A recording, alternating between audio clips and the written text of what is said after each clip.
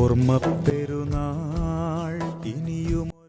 ധന്യന്മാർ ഇവാനിയോസ് പിതാവിൻ്റെ പ്രാർത്ഥനാ ജീവിതവും പരിത്യാഗ ജീവിതവും അഭേദ്യം ബന്ധപ്പെട്ടിരുന്നു. പ്രാർത്ഥനയും ഉപവാസവും കൊണ്ടല്ലാതെ ഈ വർഗം പുറത്തു പോവുകയില്ല.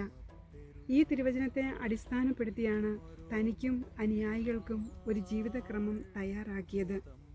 പുണ്യ അഭ്യസനത്തിന് പരിത്യാഗം ആവശ്യമാണെന്ന് കണ്ട പിതാവ് മാതൃകയായി സ്വീകരിച്ചത് പരസ്യ ജീവിതത്തിന് മുൻപ് 40 ദിനരാത്രങ്ങൾ ഉപവസിച്ച യേശുനാഥനെയാണ്.